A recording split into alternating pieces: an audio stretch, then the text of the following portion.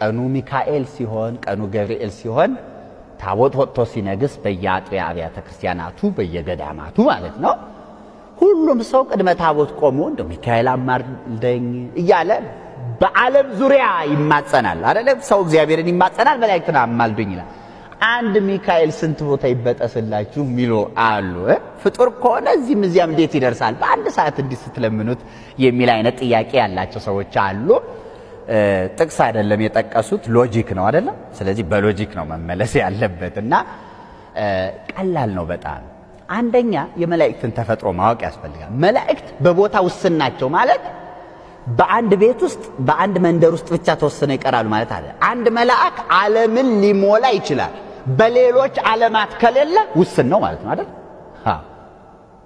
ይሄን ማወቅ አለብን ስለዚህ እኛ የምናወራው ስለዚህ ዓለም አይደለም ይሄ ዓለም ብርቃቸው አይደለም አንዱ ይሄ ሁለተኛ በጣም ፈጣን ከመሆናቸው የተነሳ ሰይጣን እንኳን ምድሩን ሁሉ ዞርኳት ብሏል መጽሐፈ ኢዮብ ምዕራፍ 1 ላይ ሰይጣን እንኳን ከጸጋ የተገፈፈ የተዋረደ ሰይጣን እንኳን ከነክብራቸው ከነጸጋቸው ያሉ መላእክት ምድርን በቅጽበት መዞር ይችላሉ ችግር የለባቸው ሁለተኛው ነጥብ ነው ሶስተኛው ቴክኖሎጂን ያየሰው ይሄ ይገባዋል በአንድ እንትን ስቴሽን ጣቢያ የሚተላለፉ ዝግጅቶች ይኖራሉ አይደለም ከዛ በዓለም ዙሪያ ላይቭ በአንድ ቅጽበት በአንድ ወቅት በአንድ ጊዜ በእያንዳንዱ ሰው ቤት ቴሌቪዥን መስኮት እናያለን ያን ዝግጅት አይደል በአንድ ጣቢያ አለ ሰው የፈጠረው ይሄ ሳተላይት እንትን ይሄን አይነት ቦታ መድረስ ከቻለ በዚያ ቅጽበት ማለት እንዲህ አይነት መልእክት ማስተላለፍ ከተቻለ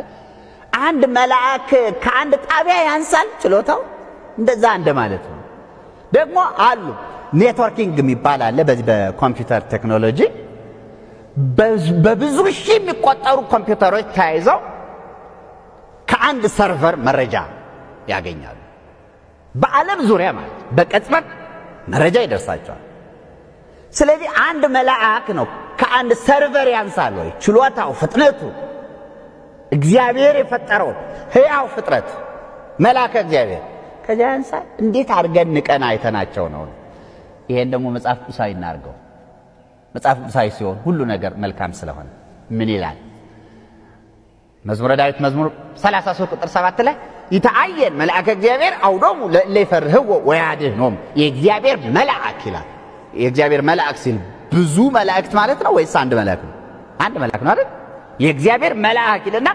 በሚፈሩት ሰዎች ዙሪያ ይሰፍራል ይላል ሰፈረ የሚባለው ለሰራዊት ነው እንጂ ለአንድ ነገር ሰፈረ ይባላል አያት መጽሐፍ ቅዱስ አነጋገሩ ጥበብ አለው የለውም አንድ መልአክ ነው በሚፈሩት ሰዎች ዙሪያ ይሰፍራል እንዴት እግዚአብሔር ያውቃል እኛ ምን እናውቃለን ስለ መላእክት እንዴት ነው የሚሰፍረው እዚህ የሚፈራው ካለ እዚያም የሚፈራው ካለ እዚያም የሚፈራው ካለ አንድ መልአክ ይሰፍራል እዚህም እዚያም ይሰፍራል እንዴት እግዚአብሔር ነው የፈጠረው የሚያውቀው እሱ ነው እኛ እናውቅ ሰኔ ሚካኤልን ኦርቶዶክሳውያን ለምን እናከብራለን? በቅድሚያ እንኳን ለገናናው መልአክ ለቅዱስ ሚካኤል በዓል በሰላም በጤና በፍቅር አደረሳችሁ አደረሰን። ሚካኤል የሚለው ስም አለቃ ኪዳነ ወልድ ክፍሌ በመዝገበ ቃላት መጽሐፋቸው ሲገልጹ ቃሉ የዕብራይስጥ ሲሆን ሚ ማለት መኑ፣ ካ ማለት ከመ ማለት ሲሆን ኤል ማለት ደግሞ አምላክ ማለት ነው። በዚህ መሰረት ቅዱስ ሚካኤል የስሙ ትርጓሜ መኑ ከመ አምላክ ማን እንደ እግዚአብሔር ማለት ነው። ታዲያ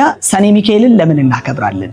አንደኛው የሊቀ መላእክት ቅዱስ ሚካኤል ሲመት ወይንም ደግሞ የተሾመበት ዕለት በመሆኑ ነው። ሌላው ደግሞ በስሙ የታነጸ ቤተክርስቲያን የከበረበት ቅዳሴ ቤቱን ነው። ደግሞ በድርሳኑ እንደምናነበው ቅድስት አፎምያ ዝክሩን የምትዘክር ወዳጁን ከሳጥናኤል ያዳነበትም ዕለት ነው። የመጨረሻው ምስኪኑ ታዛዡ ልጅ ባህራን የታወጀበትን የሞት ደብዳቤ ለውጦ ወደ ሕይወት የመለሰበትም ዕለት ጭምር ነው። ሊቀ መላእኩ ቅዱስ ሚካኤል ካልታሰበ መከራ ሁላችንም ይሰውረን።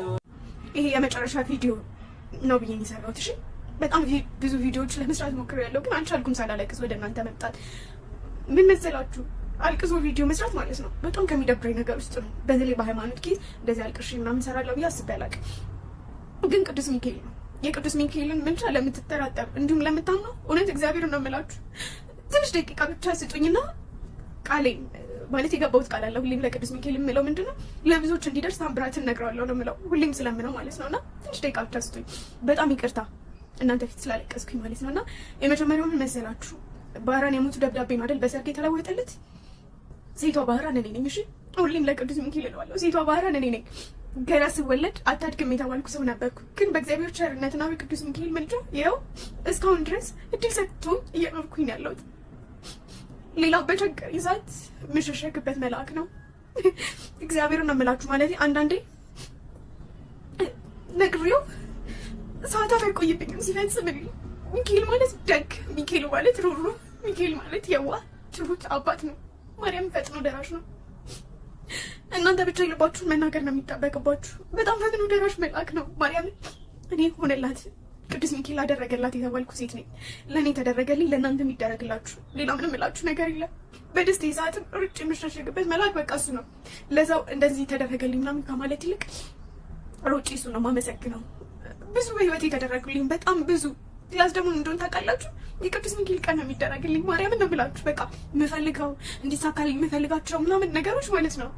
እግዚአብሔርን በቃ የቅዱስ ሚካኤል ቀን ሁሌም በ12 ተአምር እንደተደረገልኝ ነው ለእኔ እና ኢቨን ፌስቡክ ፍሬንዶቼ እዚህ ላይ ካያችሁ የምታውቁ ሰዎች አላችሁ። ሁሌም በየወሩ ልክ ሲደረግልኝ ፖስት አደርጋለሁ። እንደውም ከሆነ ጊዜ በኋላ ፖስት ማድረግ አቆሚያለሁ እና ሁሌም የምለው ምንድነው በቃ ታምራትን መዘክርልሃለሁ ነው የምለው። ቤት ላይ ቅዱስ ሚካኤል ስላድኖ የለም። ለምን እንደሆነ አላውቅም። የብዙ ቅዱሳን ስላድኖች አሉ። ቪዲዮቹን እደታችሁ አድርጋችሁ ማየት ትችላላችሁ። የቀረጽኩት ስላለና ግን የቅዱስ ሚካኤል ቦታ አለች። ልክ እሱን መለመንም ማመስገንም ስፈልግ ማለት ነው በቃ ቦታ አለች። እሷን ቦታ እያየሁ ነው የምለምነው ማመሰግነው። ስጠይቀው ሰዓታት አይቆይብኝም። ለእኔ ቅዱስ ሚካኤል አደረገላት፣ ቅዱስ ሚካኤል አሳካላት የምባል ሴት ነኝ እና ለእኔ የተደረገልኝ በሙሉ ከኔም በላይ ያድርግላችሁ። ሌላ ምንም እላችሁ ነገር የለምና እኔ ሁሉም ሰው የሚያውቀኝ ስስቅ፣ ስጫወት፣ ስደሰት ምናምን ነው። አዘኔንም በይን የሚያውቀው ቅዱስ ሚካኤል ነው እና ሁሌም ግን የኔ ሚካኤል እንባይን ለማበስ የሚሮጥ መልአክ ነው። በቃ ደግ ነው። ቅዱስ ሚካኤል ይመስገን እያላችሁ ኮመንት ላይ አመስግኑልኝ። በቃ እግዚአብሔርን ለእኔ ደረሰ ለእናንተ የሚደረስላችሁ እና በቃ ማለት ከተደረገልኝ አንጻር በጣም ጥቂቱን የነገርኳችሁ እግዚአብሔርን አላልፍም ያልኳቸው ቀናቶች ያለፍኩት በቅዱስ ሚካኤል ምልጃ ነው። እውነት በቃ ይክስል አልችልም እያልኩት ግን እንድችል አድርጎ ያሳለፈኝ መልአክ እሱ ነው። ዛሬ ላይ እንድቆም ሞገስ የሆነኝ ክብር የሆነኝ ቅዱስ ሚካኤል ነው። ቅዱስ ሚካኤል ይመስገንልኝ፣ አመስግኑልኝ። በጣም ኢሞሽናል ስለሆንኩኝ በጣም ይቅርታ። እግዚአብሔርን ብዙ ቪዲዮ ነበር እየሰራሁ የነበርኩት ግን ስላልቻልኩኝ ነው። ቅዱስ ሚካኤል ይመስገን። ሌላ ምንም አለ የደስታ እንባ ነው። እግዚአብሔር ይመስገን። ቅዱስ ሚካኤልን የሰጠን አምላክ ይመስገን። ለቅዱስ ገብርኤል እንኳን ቅዱስ ሚካኤል አስፈልጎታል። ማና አንተ ሚካኤል አያስፈልገኝም የምትል እንዴ?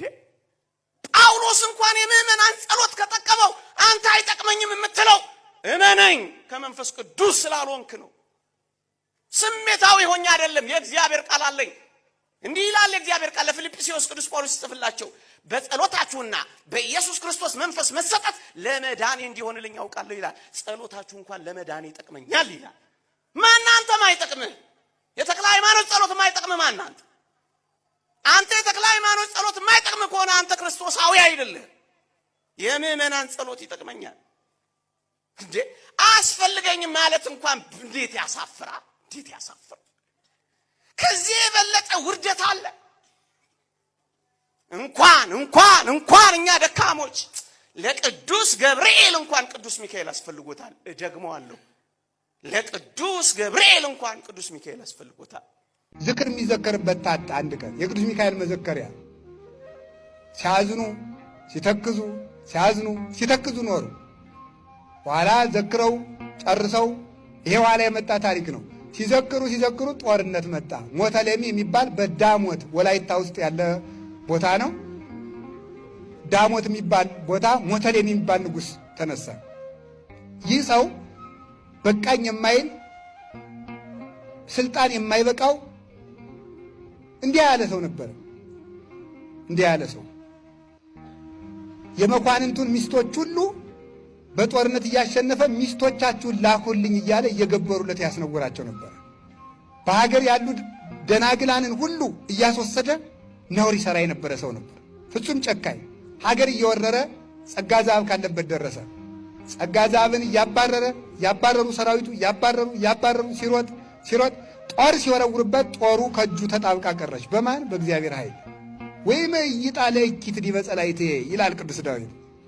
ወይመ ይጣ ለእኪት ዲበ ጸላይቴ፣ በእኔ ላይ የመጣውን ክፉ ነገር ወደ ጠላቶች የሚመልሳቸው ሕያው ቅዱስ እግዚአብሔር ነው። መለሰውና እዚያው ተጣበቀ። ባሕር ውስጥ ገባ ሲጨንቀው። ባሕር ውስጥ ሲገባ እውነት ቅዱስ ሚካኤል ውለታዬ ነው ዝክርን ዘክሬ ፈጣሪ ይሄ ነው ውለታዬ በዕለተ ቀንህ ደግሞ እያለ ይጨነቃል። 3 ቀን ባሕር እንደ ቤት ሆናው ሰነበተ። ኋላ ቅዱስ ሚካኤል መጥቶ እንዲህ አለው፣ ሀውጭ ሳለህማ ባድንህማ አይደነቅም ነበር፣ እዚህ ገብተህ ሳወጣ ነው እንጂ የሚደነቅ አለው። መልሶ አፈፍ አድርጎ በክንፎቹ ታቅፎ ከሚያገለግልበት መቅደስ መለሰው። ማን? ቅዱስ ሚካኤል ማለት ነው። ሁላችንም ከመከራ ጉድጓድ ያወጣል። መልሶ አመጣው። እሱም መልሶ ካመጣው በኋላ ደግሞ ሲመለስ እግዚአብሔርን ማርከው ወስደዋታል። ወስደው ውበቷ መልካም ስለነበረች ፊቷ እንደ ፀሐይ ያበራ ስለነበረ ወታደሮቹ አንዱ በእኔ ፈረስ ትጫን ይላል፣ አንዱ ደግሞ ልሸከማት ይላል፣ አንዱ ልዘላት ይላል። እንዲህ እያሉ ግን እግዚአብሔር ጠብቋት ነውር ሳይሰሩባት፣ አይ ይችንስ እኛ እንደርስባትም ለንጉሱ ሚስት ነው መሆን ያለባት አስባላቸው። እግዚአብሔር ቸር አይደለ? ግድ የለም እነሱን ትለፍንጭ ደግሞ ኋላ እግዚአብሔር ያውቃል። እዚያ ኋላ ጠብቀው ወሰዷት። ወሰዱና ቤት አስገቧት። ቤት አስገቧት። ወስደው ንጉሥ እንዲህ ያለች መልከ መልካም ሴት አምጥተንልሃል አሉት። በሉ ነገ መልካሙን ልብስ አልብሳችሁ ይዛችኋት ነው። እስከዚያ በጎ ልብስ አልብሳችሁ ጥሩ ምግብ አብልታችሁ አሳድሯት። ከዚያ በኋላ ለጣቷ ቀለበት፣ ለእጇ አምባር፣ ለአንገቷ ማርዳ ሙሉ የወርቅ ልብስ አልብሰው ዘውድ አቀዳጀው አግታጅተው ንጉሥ ልትሆኝ ነው እንኳን ደስ ያለሽ ንግሥት ትሆኛለሽ እያሉ አለበሷት። እሷ ግን ታለቅስ ነበረ። ፈጣሪ ከንጹሕ ካህን ዘር ስጠኝ ብለህ ከጣዖት አምላኪ ልትሰጠኝ ነውን? እንኳንስ ከዚህ ጣዖት አምላኪ ከካህኑም እንኳን ቢሆን አንተን የሚክድ በእኔ የሚያስፈርድ ልጅ ከሆነ ማኅፀኔን ዝጋው ብዬ አልለመንኩህም ወይ ብላ ጸለየች። ታለቅሳለች፣ እንባዋ ይንጠበጠባል። ብይ አልበላም አለቻቸው። ከዚያ በኋላ ምን አደረጉ? አይነሱ ግጥም አድርገው በሉ። በይተኝ እንግዲህ እኛ ምንተኛ ነው አሉ። ተኙ። እሷ ሲተኙላት እንዲህ ያለ ልብስ ለብሼ ብጸልይ ፈጣሪ አይሰማኝም የእነዚህን የጣዖት አምላኪዎችን ብላ አውልቃ ጸሎት ጀመረች። አያችሁ፣ የሁለት ነው። እንደዚህ ያለ ልብስ አትልበሱ የምንላችሁ እንዲህ ያለ ልብስ ለብሼ ብጠይቀው ፈጣሪ አይሰማኝም። ሰምታችኋል? ታዲያ እንግዲህ ልብሱን ጥላችሁ ነው ያልን እንጂ እንግዲያስ ልብሴን ለብሼ እቀራለሁ በሉ ማለታችን አይደለም። እንዲህ ያለ ልብስ ለብሼ ብጠራው አይሰማኝም ብላ ልብሷን አስተካከለችና ስታለቅስ አደረች። ቅዱስ ሚካኤል መጥቶ አይዞሽ በትድኛለሽ፣ እግዚአብሔር ይታድግሻል፣ እኔም እመጣለሁ። ቀኑ መቼ ነው ይላል። እግዚአብሔር በወደደ ቀን አላት። እንዲህ ብሎ አተሰወረ። ከሚካኤል በቀር ዘንዶውን የተዋጋልን ከሚካኤል በቀር ደግሞም የጨለማውን ኃይል በእኛ ላይ የነገሰውን የሰው ልጆች ጥላት የሆነውን ዲያብሎስን የተዋጋልን ከሚካኤል በቀር ማንም የለም። ከሚካኤል በቀር የሚፈውስ የለም። ከሚካኤል በቀር የሚያድነኝ የለም። ከሚካኤል በቀር የሚረዳኝ የለም አለ ዳንኤል። በእውነት አመስግኑት። ከሚካኤል በቀር የሚረዳኝ የለም። ስንወድቅ ያነሳን መልአክ ቅዱስ ሚካኤል፣ ስናዝን የሚያጽናናው መልአክ ቅዱስ ሚካኤል፣ ስንጨነቅ የሚያጽናና መልአክ ቅዱስ ሚካኤል፣ ስንደክም የሚረዳ መልአክ ቅዱስ ሚካኤል፣ ረዳት ላጣን የሚረዳን ቅዱስ ሚካኤል፣ አጋዥ ለሌለን የሚረዳን ቅዱስ ሚካኤል፣ ሰው አልባ ነኝ ሰው ሁሉ ጠለኝ ሀብት ንብረት አጣው ብለን ተስፋ ስንቆርጥ አንገታችንን ስንደፋ እንዲሁ ረድቶ ቀና ያደረገን መልአክ ያሳደገን መልአክ ቅዱስ ሚካኤል ክብር ይግባው። አመስግኑት። ሁላችሁም ክብር ይግባው። ዛሬም የተራዳይ መልአክ በቤታችሁ የጎደለባችሁን ይሙላላችሁ። ይህ ስለ ሰሚ መልአክ ያቃታችሁን የደከማችሁን አንገት ያስደፋችሁን ደግሞም ብቻችሁን ሆናችሁ የምታለቅሱበትን በእውነት በጣም ደስ ይላል። በዚህች ሃይማኖት ውስጥ ከመኖር በጣም ደስ ይላል። ትክክለኛና እውነተኛ ሰማያዊ የሆነች ሃይማኖት። ዛሬ እኮ እንግዲህ ዛሬ ይሄ ሁሉ ህዝብ የምትመለከቱት በምድር ነው አይደል? በምድር ሆኖ ግን የሰማይ ስርዓት ነው እየተሰራ ያለው።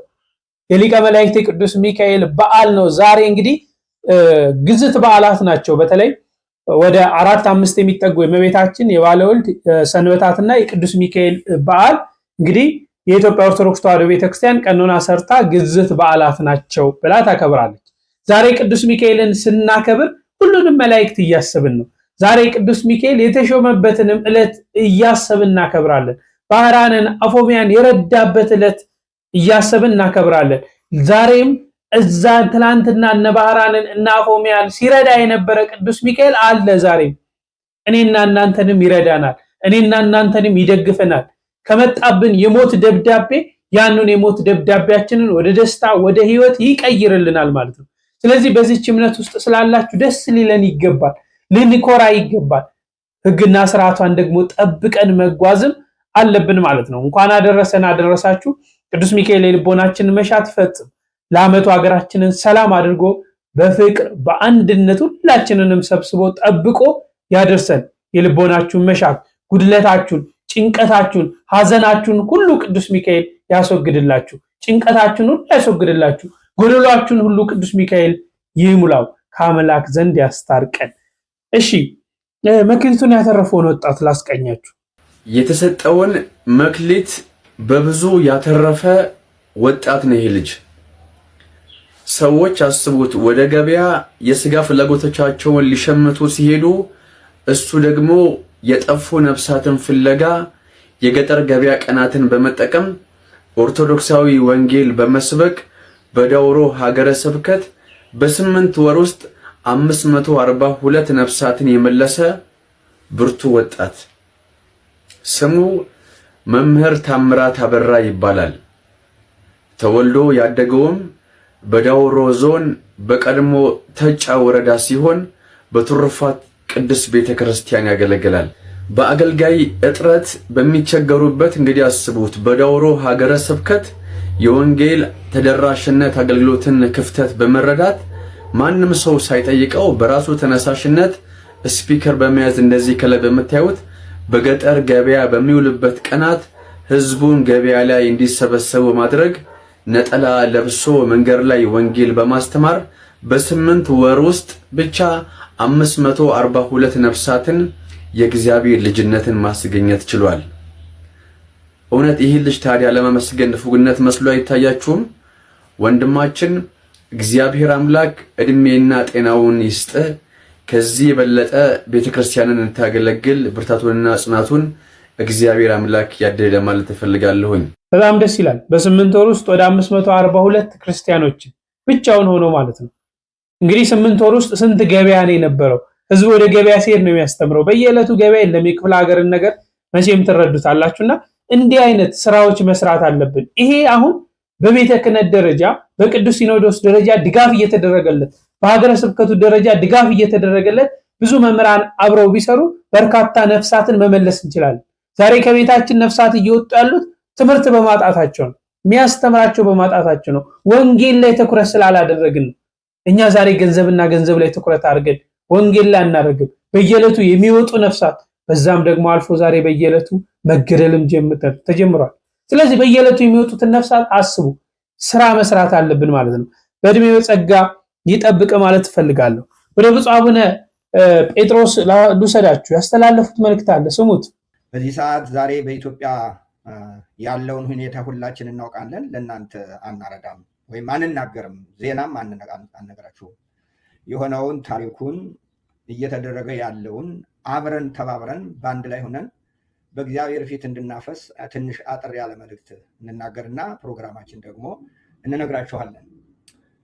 ኢትዮጵያ ስለ ልጆቿ አለቀሰች ነው የሚል ርዕሳችን። ኢትዮጵያ አለቀሰች ልትሉትም ትችላላችሁ። ኢትዮጵያ ስለ ልጆቿ አለቀሰች፣ የሉምና ስለ ልጆቿ መጽናናትን እምቢ አለች። ነቢዩ ኤርምያስ ሲናገር ወደኋላ ወደ አሁንም ወደፊትም 3 አቅጣጫዎችን ጠቁሟል። ወደኋላ ራሔል ከሞተችበት ጊዜ አንስቶ ያለውን ራሔል ውድ ልጇን ወልዳ ሳታሳድገው በመሞቷ በእንባ መሞቷን የሚያስታውስና ከዚያም ባለፈ የሷ መከራ የሷ ስቃይ ረስት ቦታ እንኳን ሳታገኝ መሞቷ ያንን አውስቶ የኋላ ታሪክን ተናገረ። የአሁን ታሪክን ማለት ኤርምያስ በነበረበት ጊዜ የነበረው ደግሞ ማስተዋል የተነሳቸው መሪዎች በነበሩበት ጊዜ ለንስሐ ቢጠሩ እንኳን ለንስሐ ልብና አይምሮ ስላልነበራቸው ወደፊት የሚመጣውን እንባ በማየት ኢየሩሳሌም እንዳለቀሰችና ራሔል እንዳለቀሰች አርጎ ራሔልን ወክሎ አነባ። ወደፊት ለሚሆነው ደግሞ ያው እስራኤል ወይም ኢየሩሳሌም ተሰበረች፣ ተማረከች፣ ቤተ መቅደሱ ተመዘበረ። እስራኤላውያን ተማርከው ወደ ፋርስ ባቢሎን ሄዱ። ወደ ፋርስ ባቢሎን ተማርከው ሲሄዱ ያደሩበት ያረፉበት ቦታ ራማ ይባላል። ስለዚህ ያንን ጠቅሶ ነው በዚያ ላይ የስደተኝነት እንባ ያነቡ ስለነበር ያንን ጠቅሶ ነው ኤርምያስ የተናገረው። ስለዚህ ዛሬ እኛም ኤርምያስን ሆነን እንደገናም ደግሞ ራሔልን ሆነን እንባ እናለቅሳለን። አሁን ባለፉት ታሪኮች የተደረገው የደም ጎርፍ እንዲደርቅ እናነባለን። አሁን ያለው የመከራ በተለያየ አቅጣጫ የመከራ ቋት የሆነው ህዝባችን ከዚያ እንዲያርፍ እናነባለን፣ እንጸልያለን። እንደገናም ደግሞ ይህ ከቀጠለ ወደፊት እድላችን ጥፋት ስለሆነ ከዚያ ጥፋት እንዲያድነን እንጮሃለን። መዝሙረኛው እንዲህ አለ፣ አቤቱ ንቃ፣ ለምንስ ትተወናለህ? ተነስ፣ ለዘወትር አትጣለን፣ ለምንስ ፊትህን ትሰውራለህ? መከራችንና ችግራችን ለምን ትረሳለህ? ነፍሳችን በምሬት ተጎሳቁላለች፣ ሆዳችንም ወደ ምድር ተጣብቃለች። አቤቱ ተነስ እና እርዳን ይላል። ዛሬ ይሄ እንባ የኔና የእናንተ የኢትዮጵያውያን ነው። መከራው ቢበዛብን እግዚአብሔር ዝም ያለን መሰለን።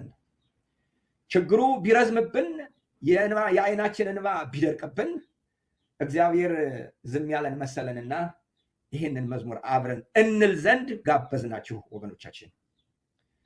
በሌላውኛው መዝሙሩ ነቢዩ ዳዊት ወይም ንጉሱ ዳዊት የቀደመውን በደላችን አታስብብን፣ ምሕረትህ ቶሎ ታገኘን፣ በቶሎ ታገኘን፣ እጅግ ተቸግረናልና አምላካችንና መድኃኒታችን እርዳን። ይሄ የዛሬ 3000 ዓመት የተነገረ አይደለም። ዛሬ እኔና እናንተ ልንናገረው ልንለው በየቀኑ የምንለው እሮሮ ነው ወገኖቻችን፣ እንባ ነው። መዝሙር 79 ነው እያነበብኩት። መዝሙረኛው ልቡ ቢደማበት ነገሮች ሁሉ ቢመሰቃቀሉበት ወደ እግዚአብሔር ፊቱን አዙሮ ምሕረትህ ታገኘን አለ። ኢትዮጵያውያን ምሕረትህ ታገኘን ብለን የእግዚአብሔር ምሕረት ፈልጋ ታገኘን ዘንድ ሁላችን በአንድ ልብ ሆነን እንጮህ ዘንድ ጋበዝናችሁ ወገኖቻችን። የእስራኤል ስነ ምግባር በጠፋበት ጊዜ የተነሳው ሳሙኤል እስራኤላውያን በኃጢአት ውስጥ ሆነው እግዚአብሔርን ቢያሳዝኑ ለዚያ ይሆን ዘንድ በአንድ ላይ ሆነው በንስሐ እንዲጮሁ የንስሐ ጥሪ ጠራ። በምጽጳ ተሰብስበው ውሃ ቀድተው በእግዚአብሔር ፊት አፈሰሱ። በዚያም ቀን ጾሙ። በዚያም ቀን እግዚአብሔርን በድለናል አሉ። ይሄ የኔና የእናንተ ጸሎት ነው። በምድሪቱ ብዙ ደም ፈሷል፣ እግዚአብሔርን በድለናል። በምድሪቱ ብዙ ነገሮች ምስቅልቅል ተደርጓል። ስለዚህ ሁላችንም ይሄን የንስሐ ጊዜ እናደርግ ዘንድ በእግዚአብሔር ስም ጥሪ እናቀርብላችኋለን። ይህ ንስሐ ለእስራኤል ለወደፊቱ በከፍታ ዘመን እንዲሄዱ ረድቷቸው ነበር። ሳሙኤል ያወጀው የንስሐ ጊዜ እስራኤላውያን ለ120 ዓመት በከፍታ ተጉዘው ነበር፣ ምክንያቱም በንስሐ ስለጀመሩት። ዛሬም እኛ ይህ ነገር ያስፈልገናል። ጠጅ አሳላፊው ነህምያ የሰማው የአገሩ ጥፋት ቢያሳዝነው አያሌ ቀን አለቀሰ፣ ጾመ፣ ጸለየ። በልቡ ሆኖ ማቅ ለብሶ አመድ ነስንሶ በእግዚአብሔር ፊት ያንን እንባ አፈሰሰ። ዛሬም እኛ ይሄ ነገር ያስፈልገናል። አዎ ቤታቸው የፈረሰ በሄዱበት መገደልና መታረድ፣ በድሮን የሚጨፈጨፉ እንዲሁም የታገቱ ለመንግስት በጀት ማሟያ የሚሆኑ ኢትዮጵያውያንን ቢያይ ነህምያ ምን ያደርግ ይሆን? እርግጠኛ ነኝ ከዚህ የበለጠ ያለቅሳል። እንግዲያውስ እኛ ከዚህ በላይ መከራ አይተናልና ሁላችን እናለቅስ ዘንድ የንስሐ ጥሪ እየጠራናችሁ ነው። እንግዲያውስ እኛ ተቆጥሮ የማያልቅ መከራ በንስሐ ሆነን በእግዚአብሔር ፊት እንቀርብ ዘንድ ይህንን የንስሐ ጥሪ እናቀርብላችኋለን ወገኖቻችን። በሌላ መልኩ ነቢዩ ዳንኤል እንደዚሁ የእስራኤልን ኃጢአት ሲናዘዝ እንመለከታለን። አጠቃላይ የእግዚአብሔር ሰዎች ቅዱሳኑ በእግዚአብሔር ፊት ልባቸውን አፍሰው እግዚአብሔር ወደ እነሱ እንዲመለስ እግዚአብሔር ምሕረት እንዲያደርግላቸው የራሳቸውን ጥፋተኝነትና የምድሪቱን ጥፋተኝነት ተናዘዙ። እኛ በዚህ ሰሞን ከሚቀጥለው ከ17 ጀምረን 17፣ 18፣ 19 የንስሐ ጥሪ ጠርተናል። ይህ የንስሐ ጥሪ ባለፈው ቅዱስ ሲኖዶስም በተሰበሰበበት ጊዜ የምህላ እንዲደረግ አውጇል። እኛ በየቀኑ ሳይሆን በ3 ቀን ያለማቋረጥ ሌትና ቀን አብረን እናለቅስ ዘንድ ሁላችን ኢትዮጵያውያን ጥሪ እናቀርብላችኋለን። ዛሬ ለኢትዮጵያ ለማልቀስ ኦርቶዶክሳዊ መሆን አስፈላጊ አይደለም። ብቻውን በቂ አይደለም። ሰው መሆን በቂ ነው። ኦርቶዶክሳዊ መሆን አዎ፣ ኦርቶዶክሳውያን እየተጠቁ ነው። አዎ ልክ ነው። ነገር ግን ሰው መሆን በቂ ነው። ሁላችን ተጎጆች ነን። እንዲያው ራሳችን ካላታላልን በቀር በዚህ ጊዜ ያልተጎዳ ያልተጠቃ ኢትዮጵያዊ የለም። ራሳችን ተጎድተናል። ስለዚህ ሁላችን በአንድ ልብ ሆነን በተለይ በሚዲያ የምትሰሩ ዩቱብ ያላችሁ ጠቅላላ አጠቃላይ በዚህ በማህበራዊ ሚዲያ የምትሰሩ ወገኖቻችን በእግዚአብሔር ስም በአንድ ሆናችሁ በአንድ ፊት ተቆሙ ዘንድ በእግዚአብሔር ስም ጥሪ እናቀርብላችኋለን። የንስሐ ጊዜ ኢትዮጵያ ያላችሁ ይህንን የምትሰሙ ሁሉ በእግዚአብሔር ፊት አንድ ሆነን ቀርበን እንባችን እናፈስ ዘንድ ጥሪ እናቀርብላችኋለን። እግዚአብሔር አምላካችን ንስሐችን፣ ጸሎታችን፣ እንባችን ይቀበል። ምድራችን በበረከቱ ይጎብኝልን። ይቅርታውና ምሕረቱ ፈጥኖ ይደረግልን። አዎ ድክሙናል፣ አዎ ብዙናል። ነገር ግን አሁን ደግሞ እግዚአብሔር አምላካችን አይተውንምና በሱ ፊት እናነባለን። አምላካችን እግዚአብሔር ምድራችንና ሀገራችን የበረከትና የጸጋ ጸሎታችን ይስማ። ክብርና ምስጋና ለአምላካችን ይሁን ዛሬ ዘወትርም ለዘላለሙ አሜን። እውነት ነው። እግዚአብሔርን በድለናል። እግዚአብሔርን አሳዝነናል። የንስሐ ጊዜ ያስፈልገናል። የእግዚአብሔር ምሕረት ያስፈልገናል። የእግዚአብሔር ይቅርታው ያስፈልገናል። የእግዚአብሔር ምሕረቱ የእግዚአብሔር ጸጋው ያስፈልገናል። ስለዚህ ብፁዕነታቸው ለ3 ቀን እንግዲህ ቅዱስ ሲኖዶሱም የንስሐ ጥሪ አቅርቧል። የጾም የጸሎት አዋጅን አውጇል። ብፁዕነታቸው ለ3 ቀን እናልቅስ፣ ሳር ቅጠሉ፣ ሕፃኑ፣ አዋቂው እናልቅስ፣ እግዚአብሔር ይምረናል፣ እግዚአብሔር ይቅር ይለናል ብለው መልእክት አስተላልፏል። እንደ ራሔል ሆነን ልናነባ ያስፈልጋል። ኢትዮጵያ እያለቀሰች ነው። ልጆቿ እያለቀሱ ነው። እግዚአብሔር አምላክ ሆይ ማረን፣ ይቅር በለን እንበለው ብለው አስተላልፏል። እንግዲህ በተባለው ቀን እግዚአብሔርን እስቲ በአንድነት ሆነን እንለምነው። ለሀገራችን ሰላም እንዲመጣ፣ ምሕረት እንዲመጣ፣ ይቅርታ እንዲመጣ። በየቦታው ወገን በወገን እኮ እየተገዳደልን ያለን፣ እርስ በርሳችን እየተላለቅን ያለን። በጣም የሚገርመኝ እኮ እርስ በርሳችን ሌላ ባዕድ አልመጣብንም፣ ሌላ ወራሪ አልመጣብንም። ሌላ ወራሪና ሌላ ባዕድ ቢመጣብንማ ምን ነበር የምንሆነው?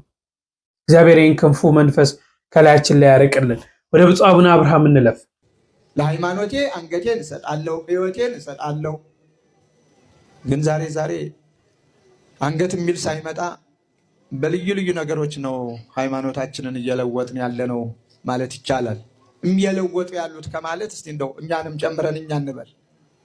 ምክንያቱም አሁን ሰውን ማመን ምንድን ነው የሚባለው? አቤት ማናት እችን ይሄን ያለች ምን አድርጓት ይሆን? ያደረጋት ነገር አለ። እንደ በግ ላምጣልሽ ነው ያላት። ጋዳ ለጦሙ በግ ሲነሳ በግ ላምጣልሽ ምንም ችግር የለም ብሎ እሱ አለ የተባለውን ውሻውን ነበር ይዞ የመጣ። እሷ እንደሆነ ገና በጠረኑ በሩቁ ታውቀዋለች። ስለዚህ እንደ በግ እያመናመነ ታቅፎ ይዞላት ሲመጣ እሷ ወደ ጉድጓዷ ጠጋ ብላ ሰው ማመን ቀብሮ ነው ወዳጄ ደህና ሁን ብላ ወደ ጉድጓዷ ገባች። ስለዚህ አሁን በእምነቴ ጸንቻለሁ፣ በእምነቴ ከማንም ጋር አልደራደርም፣ እስከ መጨረሻው ድረስ እንደ አባቶቼ እኖራለሁ ብሎ የመጨረሻውን ማለፊያ ሳያዩ እንዲነኝ ማለቱም ትርጉም የለሽ እየሆነ በብዙዎቹ እያየ ነው ስለሆነ ነው። ሸብረክ የሚሉበት ጊዜ አለ። የት ይደርሳሉ የምንላቸው ሰዎች በትንንሽ ነገሮች ራሳቸውን ሲክዱ እንሰማለን፣ እናያለን፣ በትንንሽ ነገሮች። ስለዚህ ሃይማኖት በምድራዊ ነገር በጊዜያዊ ነገር አይለወጥምና በሃይማኖት እንጽና። ከሃይማኖት የሚያስወጡ ብዙ ነገሮች ተፈጥረዋል። ከሃይማኖት ሃይማኖትን የሚያስክዱ የሚያስለውጡ ብዙ ነገሮች በዓለም ውስጥ ተፈጥረዋል። ስለዚህ በሃይማኖታችሁ ጽኑ፣ በሃይማኖታችን እንጽና፣ በሃይማኖታችሁ በርቱ፣ እስከ መጨረሻው ድረስ ራሳችሁን ለእግዚአብሔር ስጡ፣ የዓለም የኛ አይደለም ብላችሁ እመኑ፣ እንመን። የማያልፍ ሌላ ዓለም አለን ብለን እንመን። ይህ ዓለም ወደድነውም ጠላነውም ያልፋል። ያን ባለጸጋ አይተነዋል። ጠላት አሳልፎ እሱ ነዋሪ ሆኖ ነበር የቀረበው። ግን ጠላት ከበረ በእሱ አስተሳሰብ። ጠላት ያለው የእግዚአብሔር ወዳጅ ስለነበረ እግዚአብሔር አሰለጠነው፣ የእሱን ሀብት የእሱን ንብረት አወረሰው፣ እሱን ደግሞ ነጠቀው፣ ወሰደው። ስለዚህ ከንቱ ድካም፣ ከንቱ ምኞት፣ ከንቱ ቅዠት፣ ከንቱ አስተሳሰብ ስለነበረ እሱም የለም ማለት ነው። ስለዚህ አስተሳሰባችን ሁሉ ከእግዚአብሔር ጋር እንደ እግዚአብሔር ፈቃድ ይሁን። በመጨረሻም ለሰላም እንሩጥ። ሰላሙን እንዲሰጠን አጥብቀን ወደ እግዚአብሔር እንጩህ። ሰላም ትልቅ ዋጋ አለው። ሰላሙን እግዚአብሔር ሊሰጠን በሚችልበት መንገዱ ይስጠን። በዚህ መንገድ ስጠን ብለን ለእግዚአብሔር አናስተምረውም፣ ለእግዚአብሔር አንነግረውም። ሰላምህን ስጠን ነው። ሰላምህን አብዛልን። ሕፃናቱ ያለሰቀቀን እንዲያድጉ እንዲማሩ፣ ባልቴት ሽማግሌዎች ያለሰቀቀን እግዚአብሔርን እየለመኑ እያስታረቁ እየጸለዩ ሀገርን አገልግለዋልና በክብር እንዲኖሩ፣ ከስደት ከመፈናቀል ከረሃብ ከችግር ሁሉም ነፃ እንዲሆን፣ ዋይታ መርዶ እንዳንሰማ እግዚአብሔር በቸርነቱ እንዲጎበኘን እግዚአብሔርን እንለምነው። ስለ ሰላማችን፣ ስለ ቅድስት ቤተክርስቲያናችን፣ ስለ ሀገራችን፣ ስለ ዓለም ሁሉ። ክርስቲያን በጠበበ ነገር ብቻ አይደለም፣ ያልፋል። ከቤተሰብ ጀምሮ ዓለምን በሙሉ ቃኝቶ እግዚአብሔር የቸርነቱን ስራ እንዲሰራ እግዚአብሔርን ይለምናል። ስለዚህ ሊቀ መላእክት ቅዱስ ሚካኤል ረድኤት በረከት ይደርብን። ከሞት ወደ ሕይወት ባህራንን የረዳ በሕይወት ይኖር ዘንድ የፈቀደ በሞት መንገድ የሚሄዱትን ሁሉ ወደ ሕይወት ይመልሳቸው። በክፉ ስራ የሚመላለሱትንም ሁሉ ለንስሐ ያብቃቸው። በጎ ስራ እንዲሰሩ እግዚአብሔር ይርዳቸው። ሁልጊዜም ቅዱስ ሚካኤል በእግዚአብሔር ፊት የሚቆም የእግዚአብሔርን ቸርነት ወደ ሰው ልጆች የሰውን ልጆችን ጸሎት ወደ እግዚአብሔር የሚያደርስ ነውና አሁንም ጸሎታችንን ልመናችንን ይቀበለን፣ ከእግዚአብሔር ያስታርቀን። የብፁዕነታቸው ብራኬ ድረሰን። እንግዲህ ብዙ ነገር አንስተዋል። እግዚአብሔር አምላክ ይጠብቅልን። እኛም ደግሞ በንስሐ ሕይወት ተመላልሰን ስጋውን በልተን ደሙን ጠጥተን የመንግስቱ ወራሾች ለመሆን ሁላችንንም ያብቃን። እንግዲህ ካለንበት መከራ፣ ካለንበት ጭንቀት፣ ካለንበት ፈተና ልንወጣ የምንችለው ወደ እግዚአብሔር ስንቀርብና ስንቀርብ እንደሆነ አስተውሉ። ይህ ወደ እግዚአብሔር መቅረቢያ መንገዳችን ደግሞ ንስሐ ነው። በንስሐ መንገድ ሁላችንም ለመመላለስ ያብቃል። ኃያሉ መልአክ ቅዱስ ሚካኤል በረድኤቱ በምልጃው አይለየን። ፈጣሪያችን ደግሞ ሁላችንንም ይቅር ብሎ የምሕረት ዝናብን ያዝንብልን። በሌሎች መረጃዎች እስክንገናኝ ቸር ቆዩልኝ።